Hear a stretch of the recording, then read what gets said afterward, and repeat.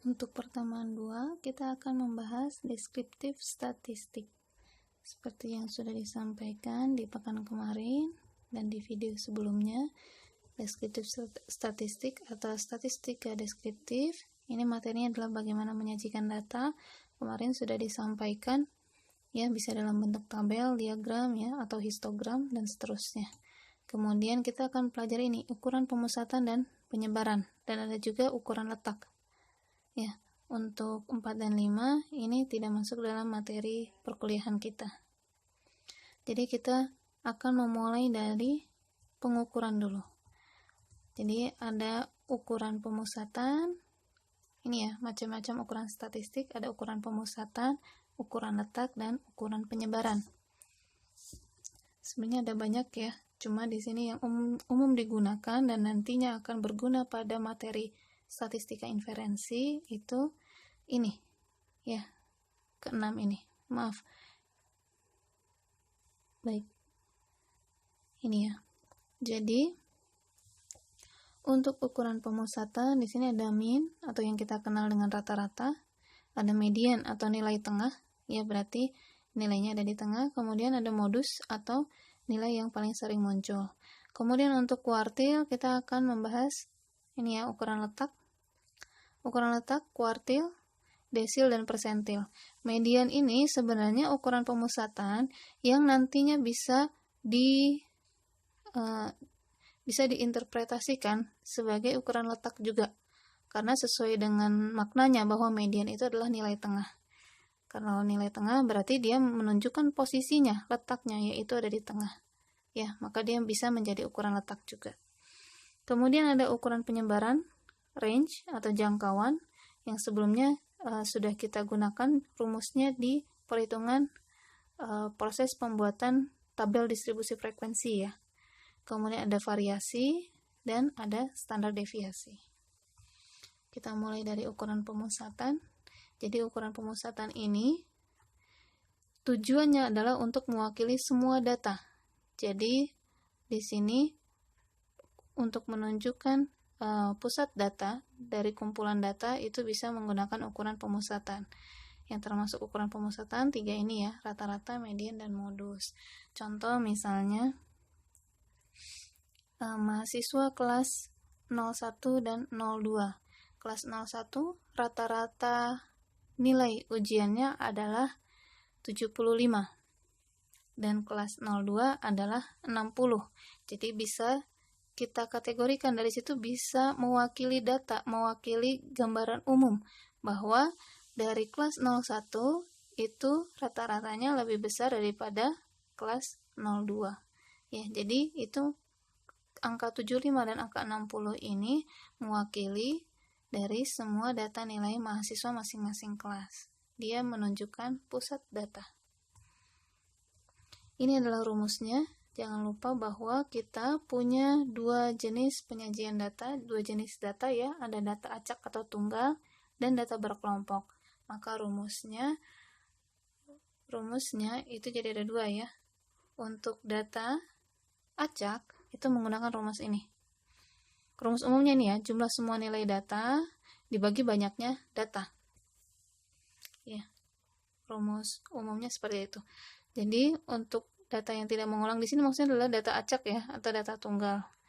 Nah, ini cara menghitungnya adalah semua nilai kita jumlahkan kemudian dibagi banyaknya data. Contoh dalam kelas 01 itu kita total nih nilainya dari masing-masing mahasiswa ternyata adalah sekian. Dibagi banyaknya mahasiswa di situ misalnya adalah 20, maka sekian itu dibagi 20 itu menjadi rata-rata. Begitu pula dengan data berkelompok. Ya.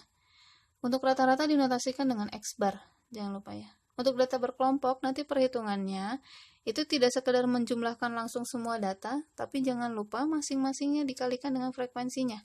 Di sini X1, X2 di sini bukan mewakili datanya, tapi nilai tengah dari masing-masing kelas, dari masing-masing interval kelas.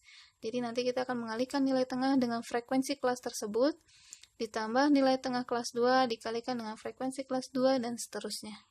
Dibagi banyaknya data, sama saja ya, sigma F itu atau total data, total frekuensi itu kan sama dengan banyaknya data juga. Jangan bingung dengan tanda sigma di sini ya. Sigma itu maksudnya adalah total alias penjumlahan.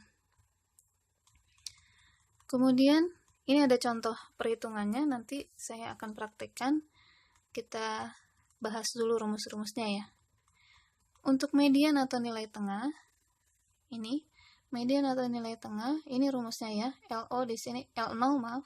L0 sebagai batas bawah kelas median. Jadi jangan lupa untuk median, kalau pada data acak atau data tunggal harus kita urutkan terlebih dahulu datanya dari kecil ke besar atau dari besar ke kecil, bebas. Yang jelas harus dalam bentuk urutan. Kemudian kita pilih tengah-tengahnya yang mana, maka data itu yang menjadi median. Kalau misalnya datanya banyaknya ganjil, mungkin tengah-tengahnya pas ya, di tengah suatu data tertentu. Tapi kalau misalnya genap, maka kita jumlahkan data yang ada di tengah. Ada 2 data yang di tengah, dijumlahkan bagi 2. Nanti akan dicontohkan. Ini adalah rumus median untuk yang data berkelompok. Kalau yang tadi saya jelaskan itu untuk yang data tunggal. Kalau yang ini adalah untuk data kelompok. Ya. Dimana L0 ini adalah batas bawah kelas median. Jadi kita hitung dulu nih. Misalnya total data adalah 30. Berarti tengah-tengahnya kan 15. Kita cari nih, 15 itu ada di kelas yang mana? Nah, kelas yang itulah yang kita gunakan menjadi batas bawahnya. Kemudian F ini adalah jumlah frekuensi semua kelas sebelum kelas yang mengandung median, berarti frekuensi kumulatif sebelum kelas median ya. Kemudian F kecil ini adalah frekuensi kelas median. Nanti akan dicontohkan penggunaan rumus tersebut ya. Nanti kita akan menghitung ini juga seperti ini. Kemudian yang terakhir modus. Modus itu adalah data yang paling sering muncul. Berarti kalau dalam data acak, kita lihat data mana yang paling sering muncul. Misalnya dari kelas 01 yang dapat nilai 82 itu ada berapa orang? Ternyata ada 5. Sisanya nggak ada yang lebih dari 5 orang dari masing-masing skor. Misalnya yang paling banyak itu yang mendapatkan nilai 82. Maka itu yang menjadi nilai modus. Sedangkan untuk data berkelompok itu menggunakan rumus ini. Ya, menggunakan rumus ini. C di sini adalah interval ya. Mohon maaf, yang di sini yang di median juga sama. C di sini adalah interval atau biasa saya notasikan juga dengan I.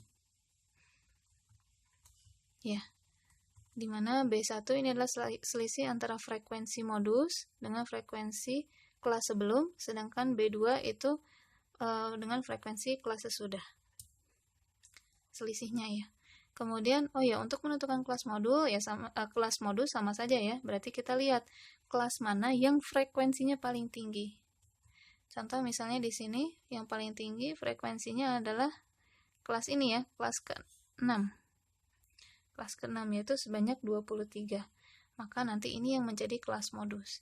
Jadi saya tegaskan lagi, saya perjelas lagi bahwa untuk menentukan median dan modus pada data berkelompok itu harus kita tentukan dulu mana yang masuk kategori kelas median, kelas berapa yang masuk ke kelas median atau ke kelas modus. Bisa berbeda, bisa sama, tidak ada pengaruh ya antara kelas median dan kelas modus.